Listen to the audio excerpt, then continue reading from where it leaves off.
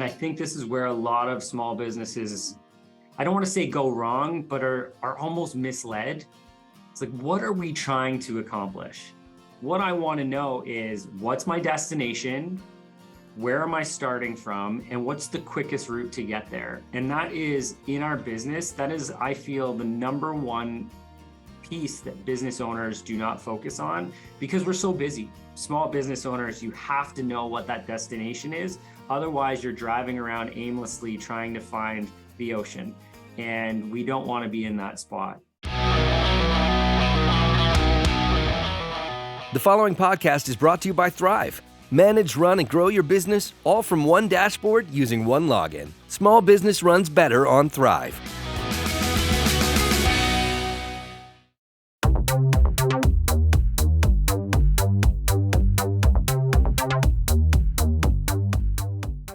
Hey, this is Gordon Henry at Winning on Main Street. This week, we're bringing you a tremendous guest, Robert Gauvreau. Robert, who goes by Bob, is a financial chartered public accountant, or FCPA.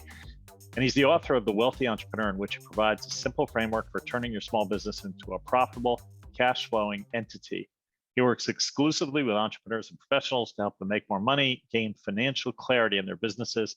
His firm, Gauvreau Accounting Tax Law Advisory, is one of Canada's fastest growing small businesses, is recognized by the Globe and Mail, Maclean's, the Financial Times. They provide tax, bookkeeping, and accounting services. So welcome to the show, Bob. Thank you. Great to be here. Thank you for joining us. And I always like to let listeners, sort of think about what should they get out of this episode. And, I think every entrepreneur has a dream to pursue their passion and turn their business into a, strong, sustainable entity. But, many small businesses lack the plan or the know-how or the discipline. And I hope you can provide the roadmap to show them, how they can achieve these goals. So let's get into it. Why don't you just tell us a little bit about your background, how you launched this firm that's become quite successful, and how you help small businesses? For sure. So it's funny, people usually ask me, so what made you decide to be an accountant? And that goes all the way back to university, where I remember graduating with a class of about 2,000 people and realizing, oh man, all my competition is actually in the same program. We're all looking like penguins coming out here with our black and white on. And how do I differentiate myself? And one of the areas that always came natural and easy to me was accounting. So I started working and articling with a multinational firm, which was an amazing experience. But what happens sometimes in those firms is when you have a specific skill set, you get forced into a corner and you get pigeonholed into learning one specific expertise. And that specific area wasn't exciting for me. So in 2008, I launched my own firm, which was, I refer to as taking my own entrepreneurial leap of faith, and kicked it off. It was just me and 2 employees. And we've grown. We essentially created this firm based on working with entrepreneurs, adding value, being proactive, and truthfully helping build the biggest part of our global economy, which is that small business market. And we've evolved and grown. We've actually now got 93 individuals on our team. We service the entire North American market just based on time zone. And we have expertise for Canadian and US taxes. So excited to be working with the small business market. Have certainly realized our own challenges along the way, but thrilled to be able to help businesses move to the next level. Yeah, terrific. So 93 people working in this firm. That's not a small firm. So that's very impressive. Congratulations. And what are some of the main services you provide, when people come to you with problems? What are they looking for you to do for them? One of the areas that we've focused a lot on, and we've created this concept that's called Profit Simple. And the idea of this is foundational in small business, that we need to know what the score is in our business. And I liken this to going to a sports game. I'm actually heading to an NHL playoff game tonight, which is amazing. But if we were to show up late at that game and the crowd's cheering and there's no score, there's no time, we have absolutely no clue if the team we're cheering for is winning and what the coach's strategy should be to win the game. And the same is in our business. And that's really a foundational piece, is we need to have the information of where we stand It needs to be accurate so that we can rely on it. And we need to understand how to interpret it so that we can make informed decisions. And I think basically in our business, we offer bookkeeping, financial reporting, tax planning, we have legal services, we have business coaching. All of that is built around having that foundational piece in place, because if we don't know what the score is, how do we know what strategy to put in place? So we need to start there. Right. I love that analogy of the sports, because we can all sort of relate to it. And I agree that small businesses are very often really good at what they do, whether it's re-roofing your house or fixing your car or providing legal advice. But many, particularly small businesses, aren't as good at managing kind of the back office piece of how do I keep track and make the most of what I'm generating so that I end up profitable and being able to stay in business and have cash flow, all the things everybody wants. So you wrote a book on this subject, The Wealthy Entrepreneur, and there's probably a lot to unpack there, and we don't have tremendous amounts of time. I know there were 6 main tips: mapping and goal setting, growing profits, minimizing costs, staying accountable, maximizing cash flow, and growing your wealth. Can you sort of summarize, if I was going to read the book, what would be the things you'd want me to take away from it as an entrepreneur? Well, the first part, and I think this is where a lot of small businesses, I don't want to say go wrong, but are almost misled. It's like, what are we trying to accomplish? And I think of jumping in my car. I'm just outside Toronto. So if I'm heading to New York or to Miami, I'm not just jumping in the car and heading in the direction of the sun, and hoping for the best. What I want to know is, what's my destination? Where am I starting from? And what's the quickest route to get there? And that is, in our business, that is, I feel, the number one piece that business owners do not focus on, because we're so busy. We're so busy just trying to, we've already sold something, we're trying to deliver it, we're dealing with, oh, we didn't deliver it fast enough, we're returning phone calls, we're not returning those fast enough, we're trying to hire employees, they're leaving. We've got so many challenges, but we're not stepping back and going, what is the outcome we're trying to accomplish? And what are the key attributes of how I go from where I am to how I accomplish that goal? And that's the foundation of where the book starts, where I think a lot of small businesses are missing the boat. We need to be very, very clear on what that outcome is. As soon as we are clear on that outcome, Jim Rohn, I don't know if you know Jim Rohn, but great business guru, he says success, and specifically success in business, is all a numbers game. And it's true. We can actually calculate out, if you want to accomplish this goal, here's the benchmarks you need to achieve along your journey. And so I would say, again, small business owners, you have to know what that destination is. Otherwise, you're driving around aimlessly trying to find the ocean. And we don't want to be in that spot. After that, having a structure that's right for your business, understanding, how to optimize your tax efficiency through that structure, how to protect yourself, so important. And one of the most inefficient ways to operate our business is in one where we have more tax exposure than we should. I had the opportunity to work with Tony Robbins for a few years, and I used to be at his business mastery events. I was one of his global accounting advisor partners. And Tony and I and the other partners essentially gave a free tax review for everybody.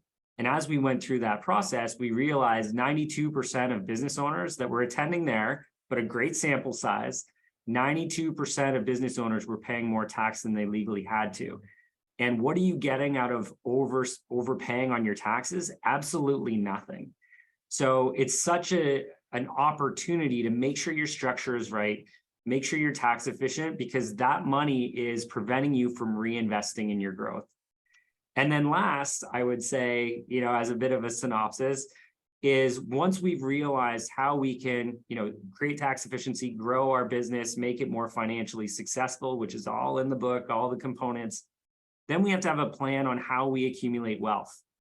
And I don't know if any of the listeners have read Profit Simple or Profit First. Profit First, great book. Don't necessarily agree with everything in it, but a great book talking about the psychology of spending.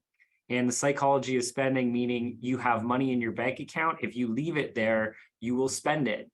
So part of creating wealth in your life, in your business, is getting that money out of that account and into something that's earning for you. And we want to do that on autopilot, because if you guys are anything like me, if it's waiting on you to do it, it won't happen. We've got to either have somebody else doing it for us, or we can automate it. And one of the last pieces, again, once you create, you know where you're going, you create the profits, you're starting to get there. You've got to have the plan for how you get this money out of your business account into an investment account and start earning wealth. Right. So you advocate when you make a sale, basically, and that money is coming into your bank account, a portion of those funds are being allocated and hopefully automatically deducted into kind of an investment account or someplace else where you're not going to use it to just pay the next bill, right? I would even take it a step further and say, when we're starting to build out our roadmap to say, this is where we're going, this can be a budget. And, budgeting is such an undervalued tool in small business to say, these are our benchmarks. And if we create a budget, we know how much the company is supposed to be making. We know how many sales we have to meet this week in order to get there. We know how much money we need to take out of the company for our personal spending requirements. This should be the bottom line or available cash in our business. Let's set that up automatically to go out, because here's two things that'll happen. One, that cash will get out of your account and you won't spend it. And two, if all of a sudden you're running short and you've got this automatic amount coming out, what do we do as entrepreneurs? Well, we solve problems and we find a way to make it work. So all of a sudden, there goes our boosting to our bottom line, and we're back to hitting our targets. It puts a little pressure on us, but we're used to it, right? Every day is full of pressure for us as small business owners in every way. So let's set it up automatically. It happens.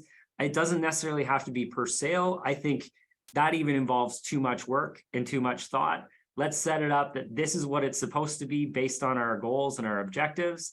We're going to set it up that way. And if we have to adjust our goals, that's fine.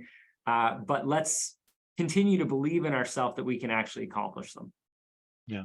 So we always hear when that subject of small businesses not succeeding comes up, it's always about cash flow. You hear that businesses go out of business because of lack of cash flow. So is this the same thing, or is that a different problem? It seems to me when I hear about cash flow, it's more of an issue of speeding up what's coming in and maybe slowing down what's going out. Which is completely true. And that's, the essence of cash flow is accelerating in and decelerating out. Budgeting and managing, the expectation and the roadmap will for sure help us have a good understanding of where we're heading. We also need to measure and reflect that and compare it to what's actually happening. Because if we're not hitting those expectations, we're not following the road, we missed a road. We turned right when we should have turned left. Well, how do we get back on the road? And you're right, the greatest, and I think it's mid 80% failure rate on those businesses that fail. It's because they run out of cash, not because they don't have a great business or a great product or a great idea, but that they run out of money. And I'll tell you that when we meet with our clients on an annual basis, some people we meet frequently with, some we meet annually. And one of the greatest questions I normally get is, well, Bob, you're telling me I made $100,000 this year, but I don't have any of that. Where did it go? That's our cash flow problem, is we're not paying attention to it. We need to be looking at it more frequently. And I can tell you, a lot of the times our cash flow is either going in the owner's personal pocket, we're draining our business. It's repaying loans that we didn't know needed to happen. We're putting deposits up front. We potentially are doing jobs for people and not getting paid until after the fact. So there's a bunch of different factors. We need to understand what it is that's impacting our cash so that we can correct it. Yeah. You mentioned the small business that, why do they sometimes fail or go out of business? I heard a story the other day about a woman whose business I was familiar with, and it was a very nice little business that helped pets, cleaning and I think kennel type services. and the woman got sick, had a health problem, and as a result of that, basically they went out of business. And it was sad because they had done well for a number of years. So when you hear a story like that, you sort of like, okay, any of us could get sick, right? So or have a health issue, or maybe that of a family member. How do you set up the business so it doesn't rely just on you, where if something happens to you, the owner, the business is over? How do you get past that? Great question. I actually did a presentation on this yesterday, and you didn't know that. So you've really queued me up at a key time. But it's true. When we start our business, and the majority of businesses have 5 or less employees, right? And the majority of businesses will never sell. There's no exit strategy, because me as an advisor, but 2, as a potential acquirer, I'm not acquiring a business where it requires my time. That's not helping me make money. It's not an investment that I can make because I don't have any more time to give. And part of the idea and it's a very unfortunate situation when you hear those things, because the individual business owner wasn't able to get to the spot where it wasn't dependent on them. And I talked about this at a presentation yesterday, because it's probably one of the greatest risks you have in your business, is that it is relying solely on you. And the question I usually start with is, if you unexpectedly were absent from your business for 30 days, what would happen? And I think it's a really great reflection point for everybody to actually think about that and say, well, what would happen? For me right now in my business, it would be okay. I'd hope they'd miss me, but I could leave for 30 days. I just want to be here because I'm passionate about it. But part of that transition has been building a team. Yeah. And one of the pieces that I talk about a lot in this is that whole visionary versus implementer role. If we're the implementer, we can get a lot done in a short period of time. But if we're not building the team, we're capped on where we can actually build this company. So we need to build systems. And I've got a quick tip for everybody too, but building systems and standard operating procedures around training people. And a good friend of mine, Dan Martell, just wrote a book, Buy Back Your Time, fantastic book. And he actually gave me the opportunity to present his buyback ladder yesterday, and I was training people on it. But one thing that he talks about is a very simple way to create a standard operating procedure is to do it yourself and record yourself doing it. Like, do it on camera and then give it to the person who wants to learn this, or you want them to be able to create a standard operating procedure and say, this is how I would do it. Now, create the standard operating procedure as part of your training and have that available for the next person. And he said, what happens is you get that person to continuously update it, hold them accountable to it. And next time, if that person doesn't work out, you've already got the standard operating procedure, the training, and it's up to date on that person. Now, if we want to get to the point where our business isn't dependent on us, our clients aren't calling us, our employees aren't necessarily relying on us, our major supplier contracts aren't related to us, that's building a business that's got value. And we need to continue to work towards transitioning it. And I would say, now, hopefully this is okay, I'm elaborating a lot, but one of the areas that is going to be the most successful in this is empowering our team to take that ownership and responsibility from us so that they can deliver. We support, we mentor, we coach them in order to get there. One, they're empowered. So if they feel empowered, they're excited, we're pushing them to their potential, they're accomplishing things and have opportunities they wouldn't have. When that happens, our client experience is better. When our client experience is better, we get more referrals. We continue to refer, we grow our team, and that's how we build a business. So I'm with you. It's a huge risk. Cash flow is the biggest one, but when issues come up for owners, if it's dependent on us, we don't have a business anymore. And that's a huge risk. We need to work on that. Yeah. I love your example around the standard operating procedures and even doing it yourself, videoing yourself to train someone what you would do so that eventually they can take it over and the business doesn't depend on you. I think that's a brilliant tip because it's so actionable and it's very clear. I'm wondering, you as an accountant or a tax advisor, I don't know how you like to be referred, but typically somebody okay, it's April 15th is coming up, time to do the taxes. Sounds like you play a bigger role. Do businesses invite you in, and what are the bigger roles that you play in the client's business beyond just do my taxes?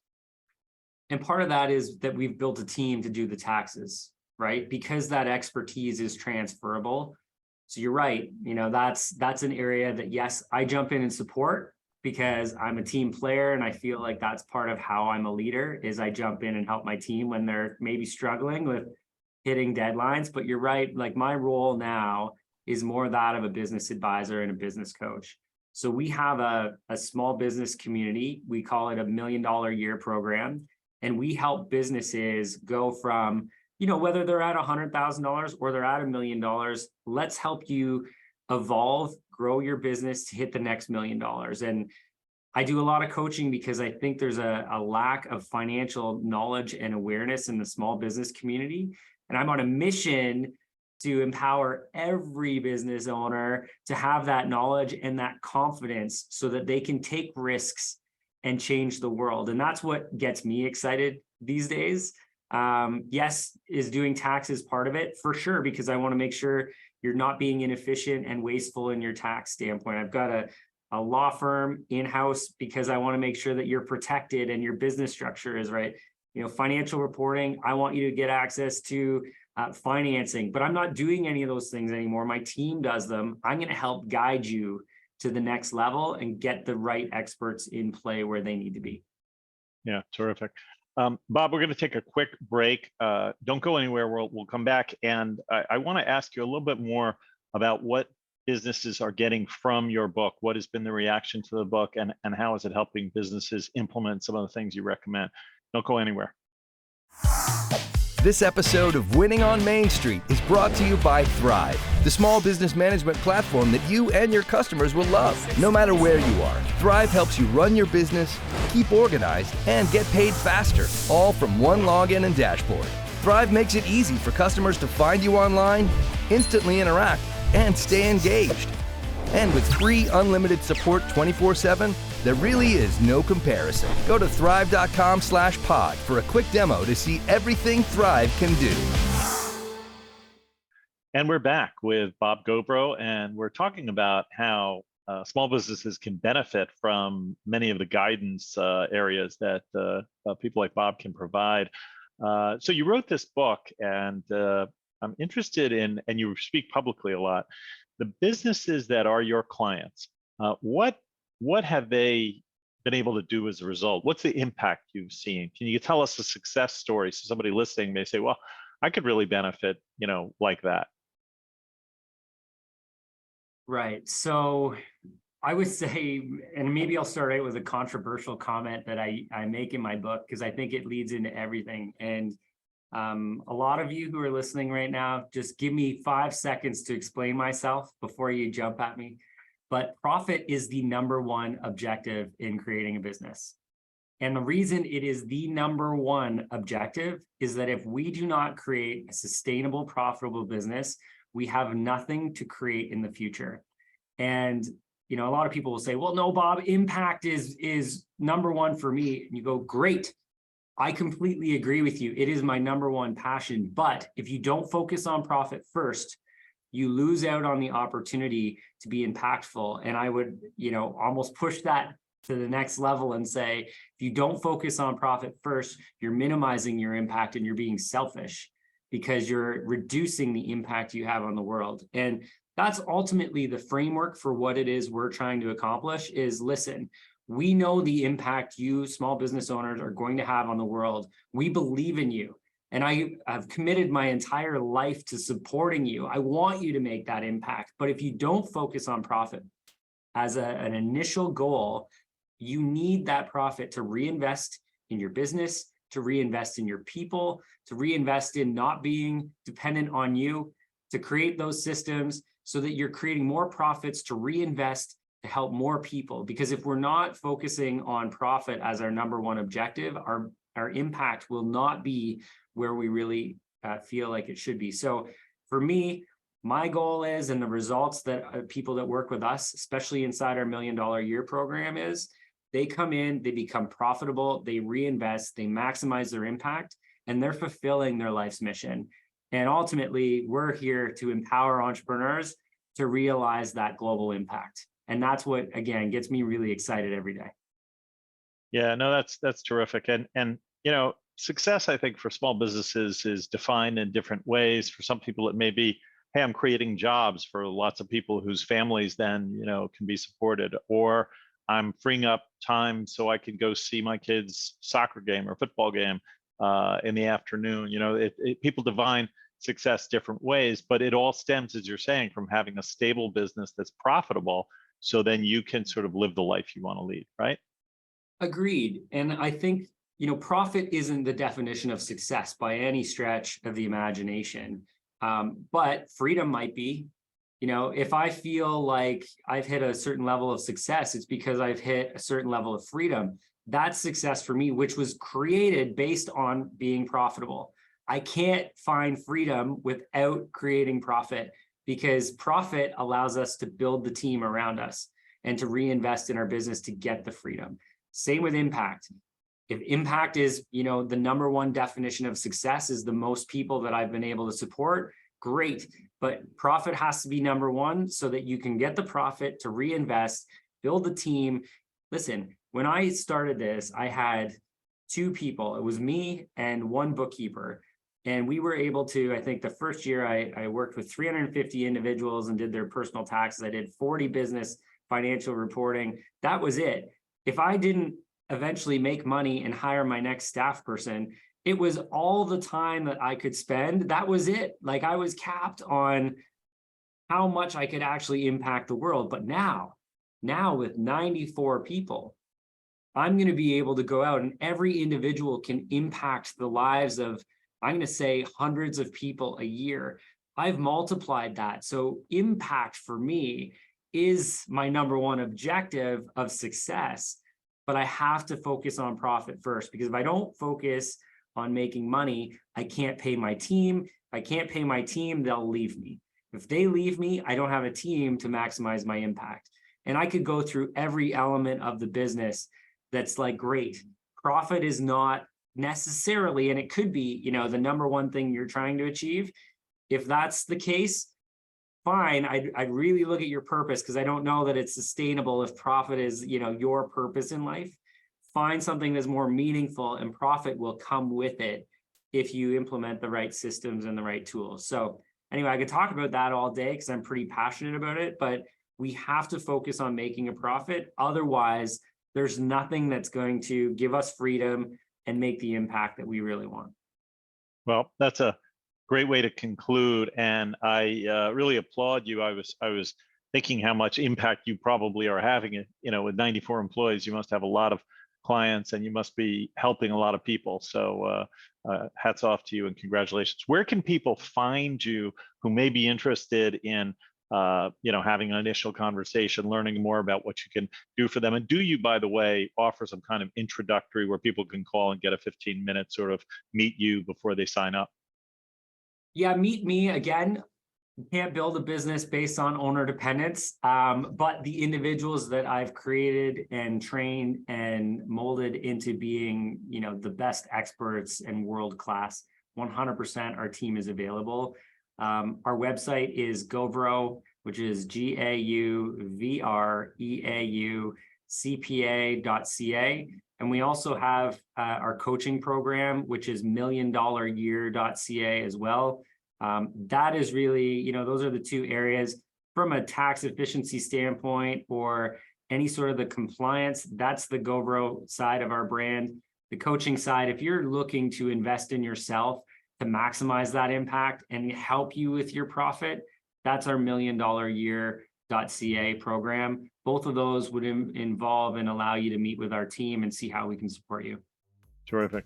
Well, Bob, thanks so much for coming on the show. I love what you're doing, how you're supporting small business, and obviously, again, great success that you guys have achieved. So great to have you here, and hope it all continues to go well. Thank you so much. My pleasure for being here. And I want to thank our producer, Tim Alleman, and our coordinators, DeEtte Barnett and Daniel Huddleston. They do a great job. And if you enjoyed this podcast, Please tell your colleagues, friends, and family to subscribe, and please leave us a 5-star review. We'd really appreciate it. It helps us in the rankings. Small business runs better on Thryv. Get a free demo at thryv.com. Until next time, make it a great week.